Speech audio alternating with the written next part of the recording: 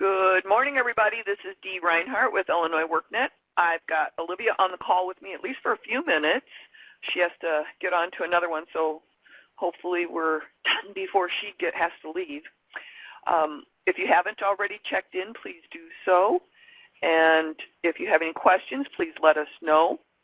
I'm going to start with the dashboard numbers so we can talk about those.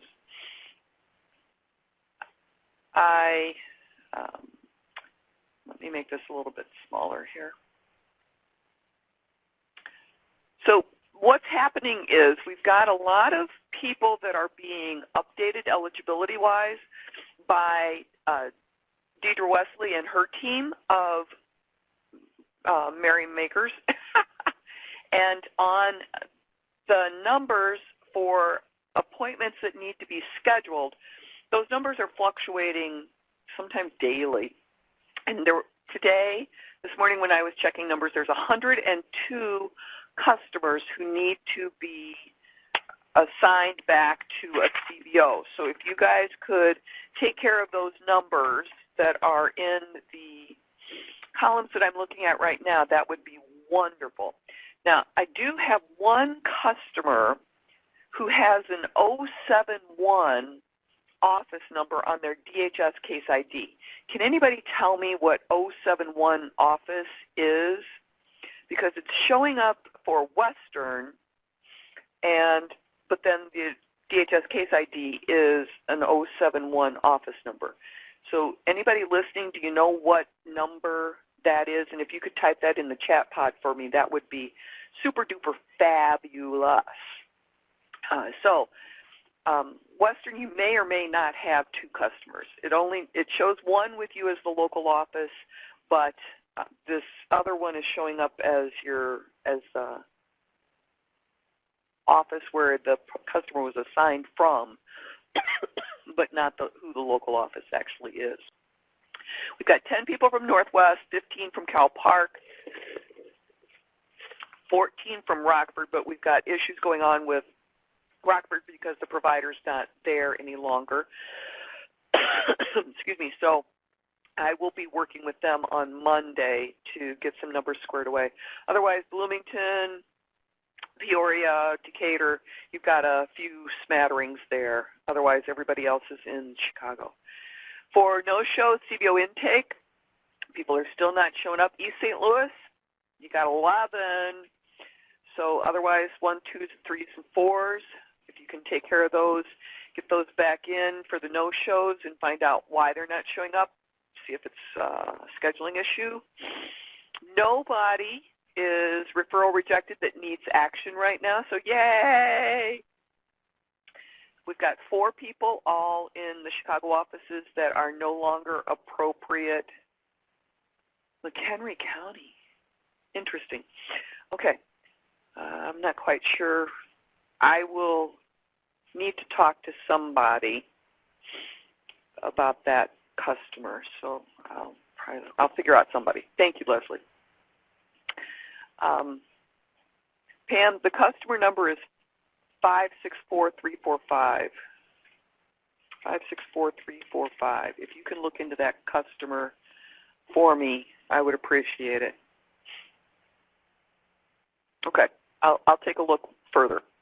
And then we've got a few that need to be recommended for sanction. We've got a couple of them in Chicago and then 2 down in East St. Louis. So if you guys could look at those, that would be super duper fabulous. That's my new term these days, super duper fabulous. My grandson is influencing me with all of the superhero cartoons I have to watch these days. Okay, next we want to talk about the re-engaging customers. So that's what we've been talking about, is when these people get marked as eligible, ineligible, exempt, all those kind of things, we need to, if they're getting marked as eligible, we need to get them scheduled. And if we have any questions about that, I can cover that with you. Otherwise, I just want to reiterate the opportunity that we now have with making people or sending them back to JPP. So on my screen right now I have a test customer. His name is John Williams. And if we mark him as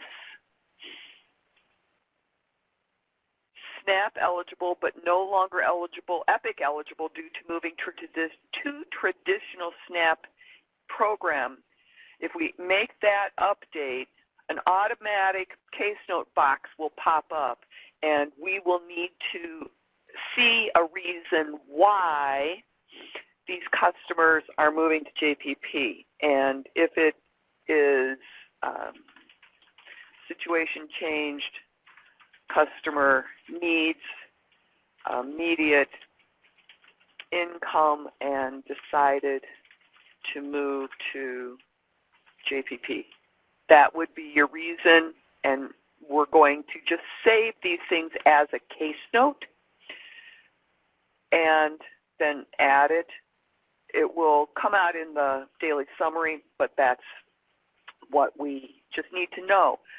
Additionally, if you're marking somebody as ineligible, it would be real nice to have a case note to indicate, did they not redetermine, did they miss an appointment and that was their last strike, whatever. It would be real nice to know why customers are ineligible as well. So if you're marking a customer as ineligible, I would appreciate it. Now we still have a little glitch with marking them as moving back to JPP.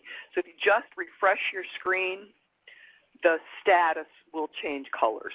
We are working on trying to get that updated, but our programmer is busy working on some other options that we need to get finished up.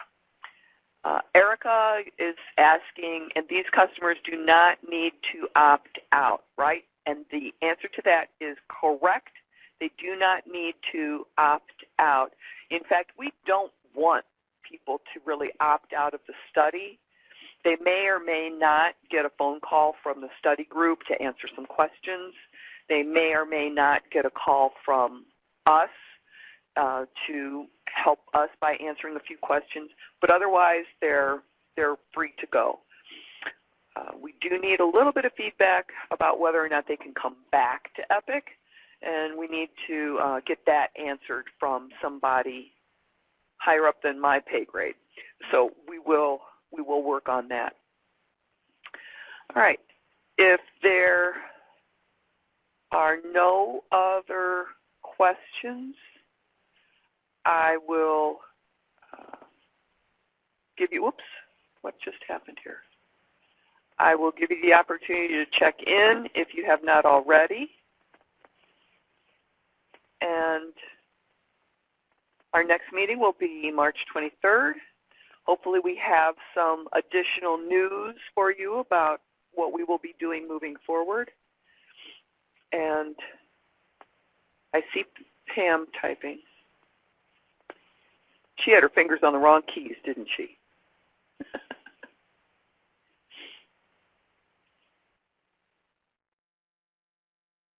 Bring up the list of the no-shows on the dashboard, you mean?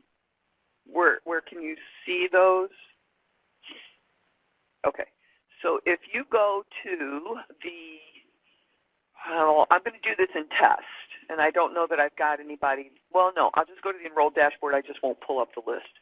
So on the enrolled dashboard, the no-shows is this line right here where it says referral pending, no contact from customer, recommend conciliation.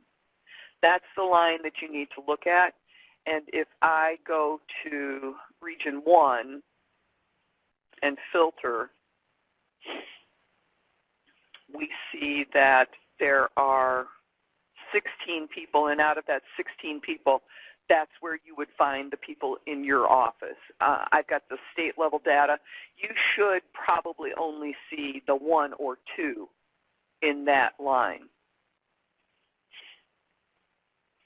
Okay, great. All righty. If there's nothing further, this was quick and, or what do they say, down and dirty. We got it done in 10 minutes. We'll talk to you guys in 2 weeks. Enjoy St. Patrick's Day, and enjoy, what else? There's something else coming up in there.